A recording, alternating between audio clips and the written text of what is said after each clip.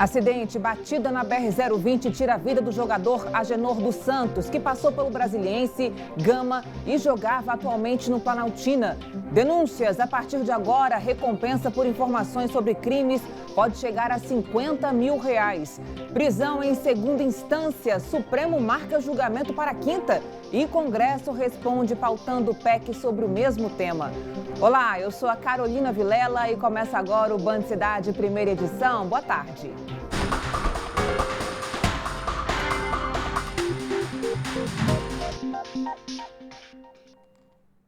A tesourinha da 113 Sul foi interditada hoje de manhã depois de um acidente envolvendo 2 carros. Ninguém se feriu gravemente, mas parte da mureta de proteção ficou destruída. Debaixo da tesourinha que liga a 113 a 213 Sul, os restos do carro e da mureta de contenção davam uma noção do impacto da batida. Já na área de cima, o cenário era ainda pior. Parte do concreto que estava presa pelas barras de ferro dava a impressão que poderia cair a qualquer momento.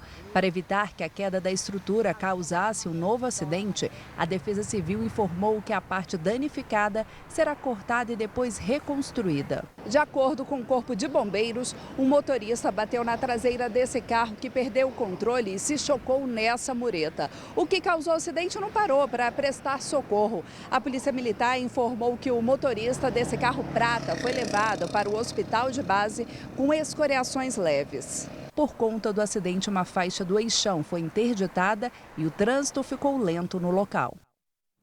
Será enterrado amanhã no cemitério de Sobradinho o corpo do jogador de futebol Agenor dos Santos, de 38 anos. Kiko, como era conhecido, morreu depois de capotar o carro e bater em uma moto na BR-020.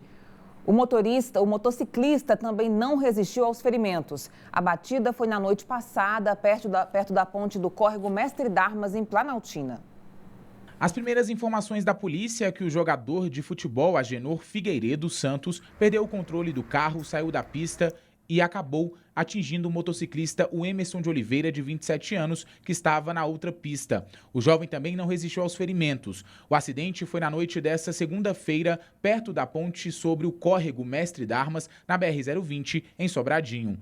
Um vídeo feito por testemunhas mostra que, por pouco, uma carreta em alta velocidade não provocou um segundo acidente no mesmo trecho. Durante a perícia, uma carreta furou o bloqueio da polícia e arrastou o carro do jogador. O caminhoneiro só conseguiu parar quase 300 metros depois da batida.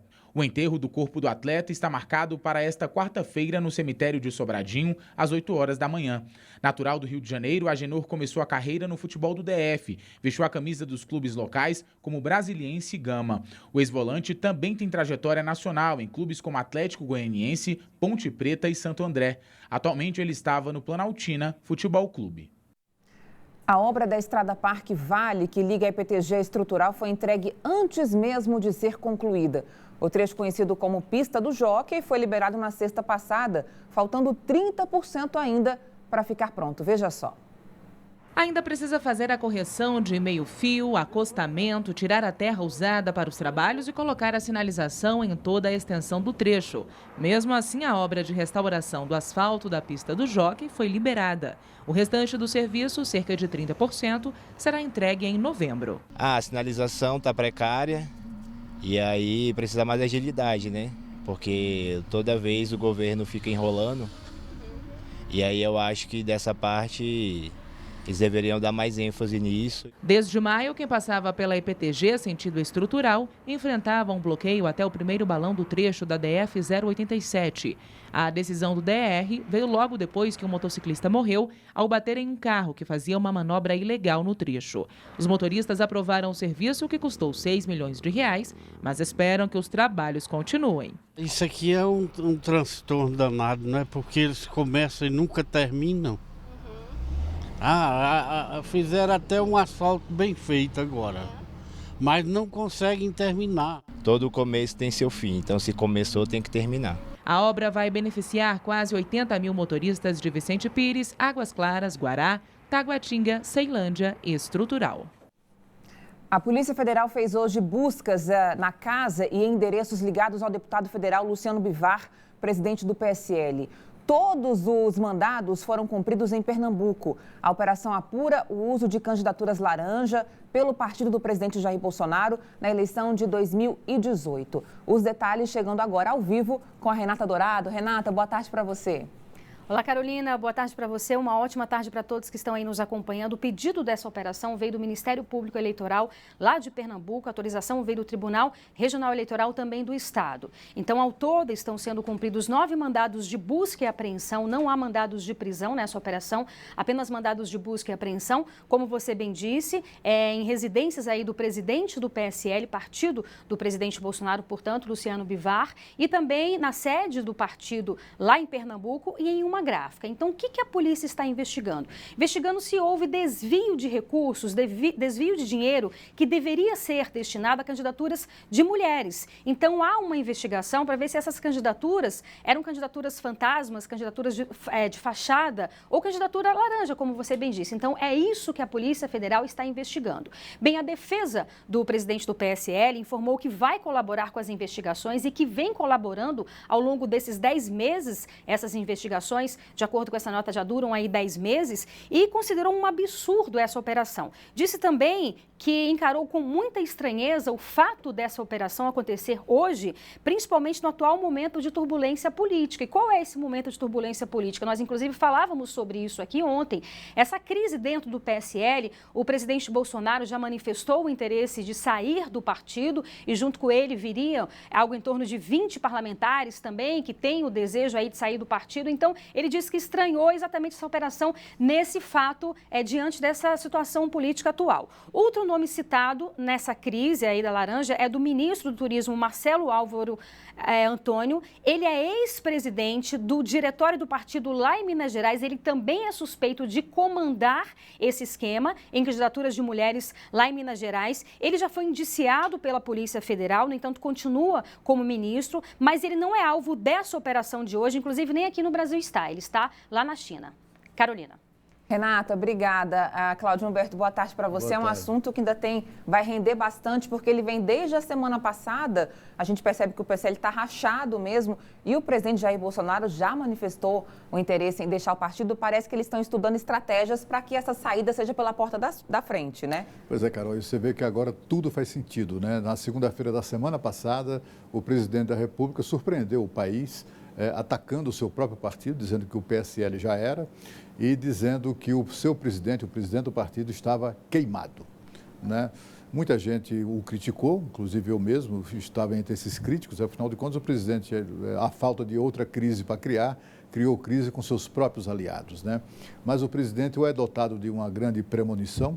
Ele intuiu que isso ia acontecer, o que aconteceu hoje, ou foi advertido por alguém mais sensato, mais bem informado dentro do seu próprio governo para dizer, presidente, se afaste desse povo aí, porque vai dar confusão, né? Comece logo a fazer declarações ali hostis ao PSL e também ao Luciano Bivar, porque eles vão ser alvo de algum tipo de reprimenda da justiça. Não deu outra, aconteceu isso hoje, foram mandados ordenados, como explicou a Renata, pelo Tribunal Regional Eleitoral de Pernambuco, não é?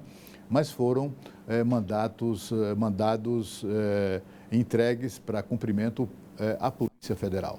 E a Polícia Federal passa alguns dias ali planejando isso, etc., até que deflagra a operação. São 9 endereços, né? E é uma operação importante. Agora, por trás disso tudo, está o controle de muito dinheiro, né? Em razão do número de deputados federais, que é o que serve é um dos critérios para calcular o valor do fundo eleitoral e do fundo partidário, e somando os dois fundos, o PSL terá em 2020, no próximo ano, portanto, cerca de 360 milhões de reais de dinheiro público, dinheiro que vai sair do nosso bolso para financiar a campanha de políticos. É o partido com mais dinheiro, né, para 2020. Por ser o partido de maior bancada na Câmara. Obrigada, Cláudia. A seguir, vamos falar de prisão em segunda instância. O Supremo marca julgamento para quinta e o Congresso reage, tentando votar uma PEC antes disso. A gente explica tudo direitinho depois do intervalo. Até já.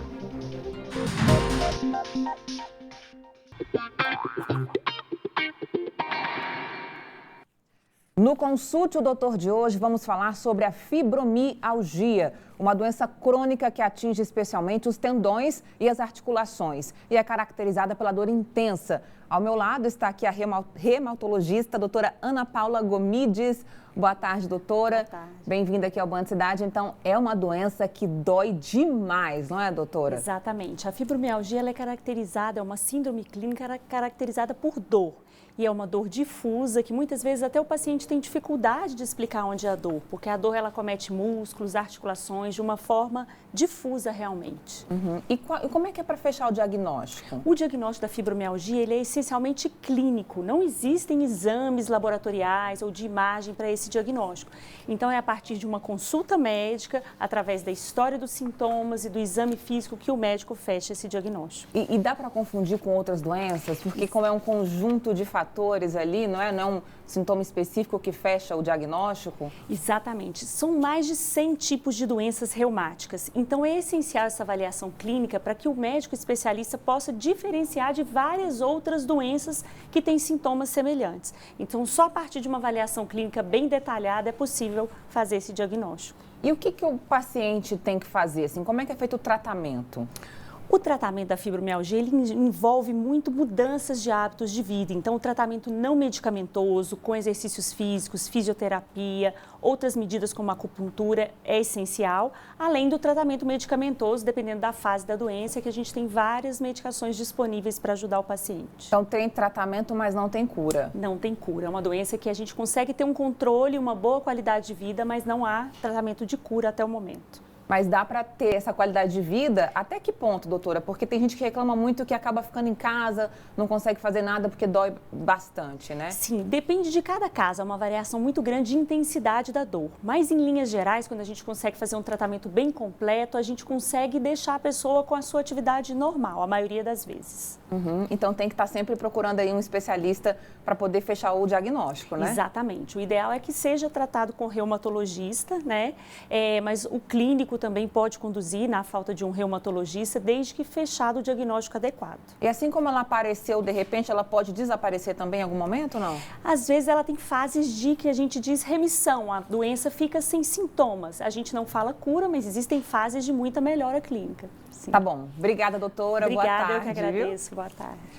Olha, a Câmara dos Deputados decidiu acelerar a votação de uma PEC que prevê a prisão após a condenação em segunda instância.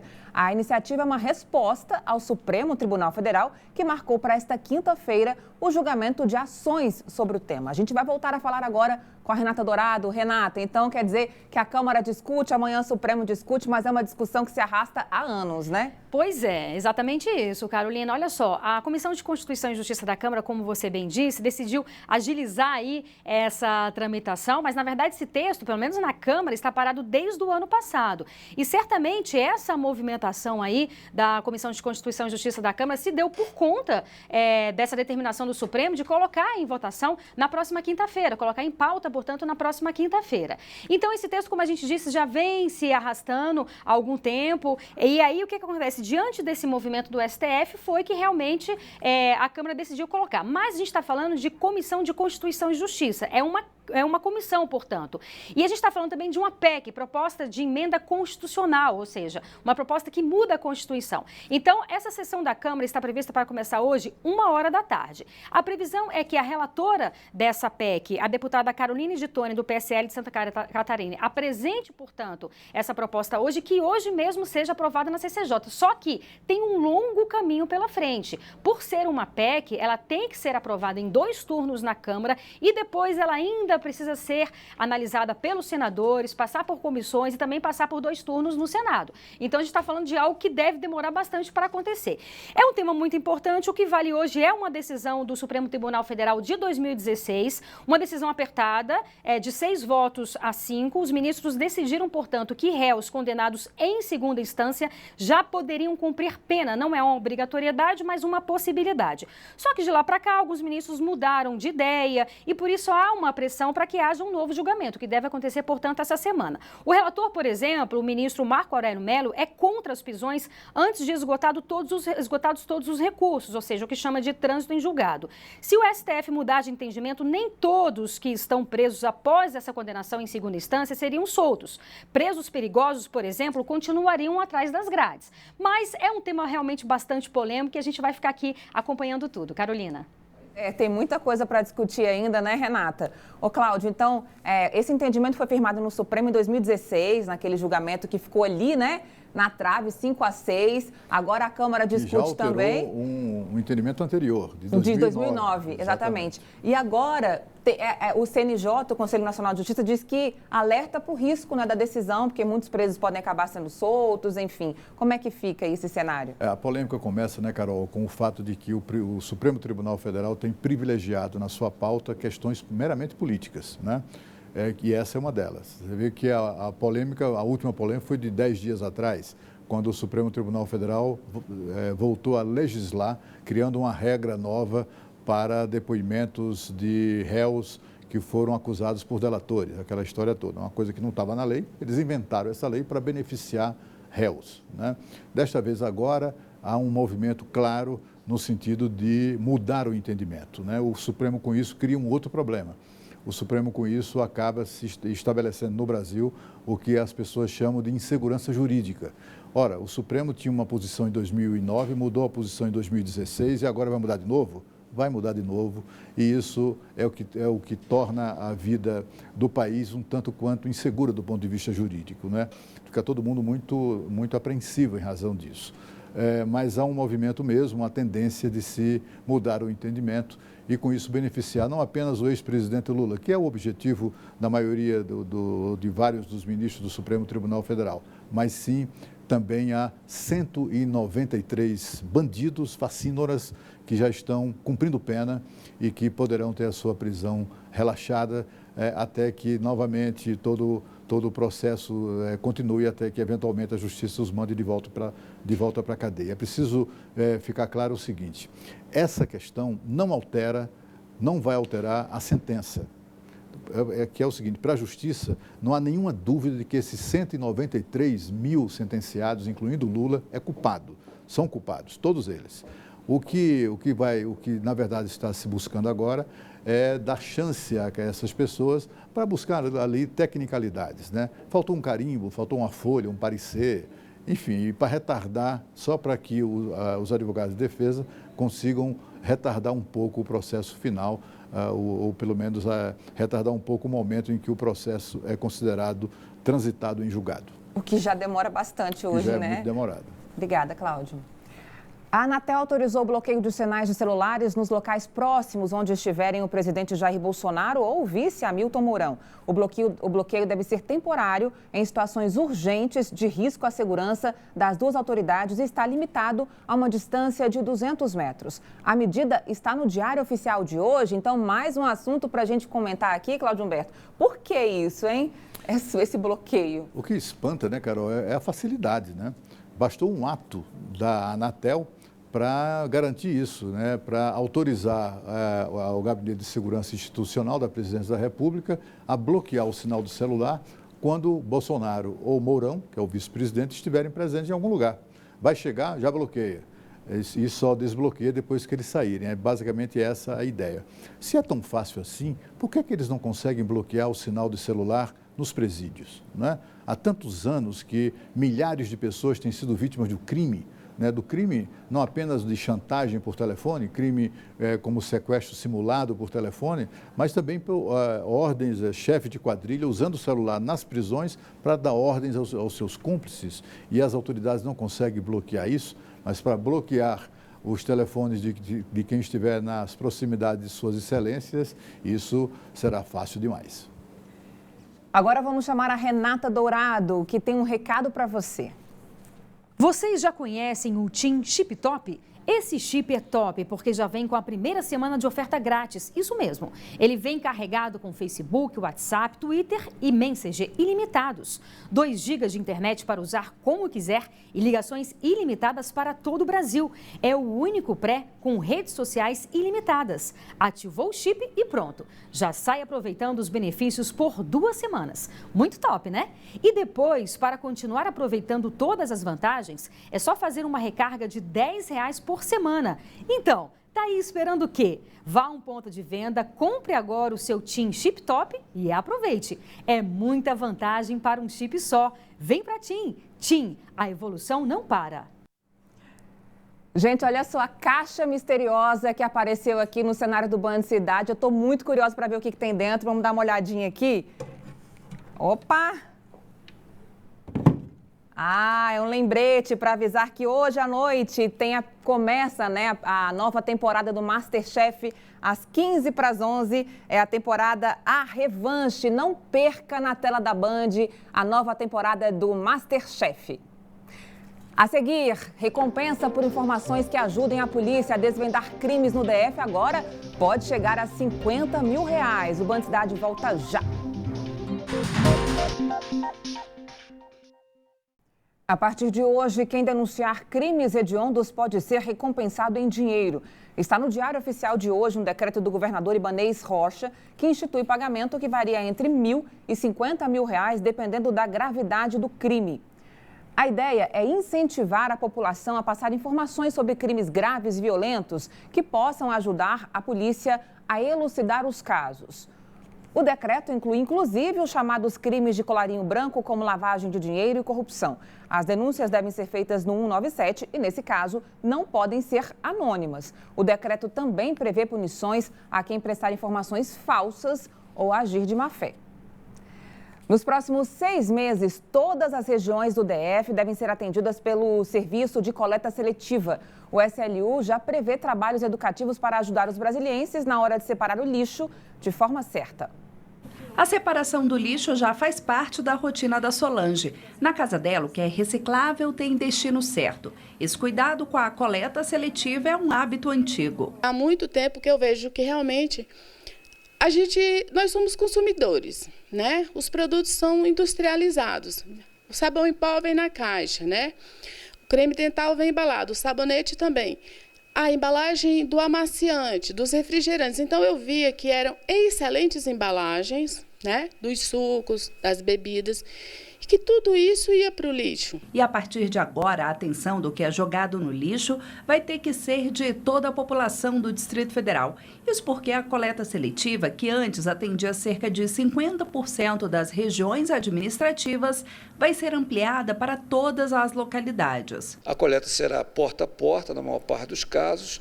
Em regiões onde um caminhão não pode chegar, a população vai ter um local, chamado local de entrega voluntária, onde ele poderá levar o seu lixo separado para aquele local, para colocar no local certo. Mas o serviço vai ser estendido de forma gradativa. A expectativa é de que demore 6 meses para que a coleta seletiva seja implantada em todos os lugares. Para garantir que essa separação seja feita de forma efetiva, o SLU prevê um trabalho educativo. Com certeza existe muito desconhecimento em relação a isso, mas acho que esse trabalho de conscientização com cartilha, com panfletos e tudo mais, a gente vai fazer isso aí para que cada vez mais a sociedade se engaje nisso aí.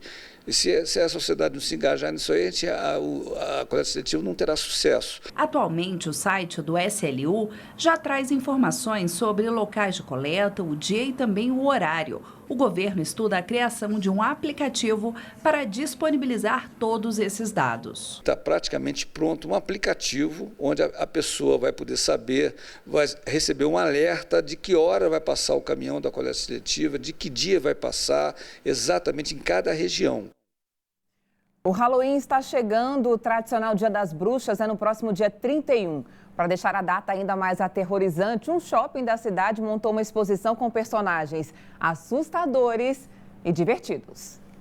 Zumbis, espantalhos, bruxas e muitas teias de aranha. A cena é a mais nova diversão da criançada. A exposição Monsterville, que está no Parque Shopping, comemora o tradicional Dia das Bruxas. A celebração norte-americana, também conhecida como Halloween. Ana Beatriz já entrou na festa e, para ela, é a melhor época do ano. E o pedido? Doces ou travessuras. Estas duas amigas até memorizaram as atrações que mais chamaram a atenção. As bruxas, os zumbis, tudo. Todos esses monstros. E se elas têm medo? Isso só passa de um sonho. Mas é muito bom você lembrar de todas as fantasias. O Monsterville fica durante todo o mês na praça central do shopping. A entrada é franca. Ainda no dia 31 de outubro, no Dia das Bruxas, o shopping planeja uma grande festa com a participação do público, pista de dança, DJs e muitas brincadeiras. A Júlia está animada para a festa, mas ainda está em dúvida em qual fantasia usar. Ainda não sei muito bem, mas eu tô pensando em bruxa, arlequina, essas coisas assim.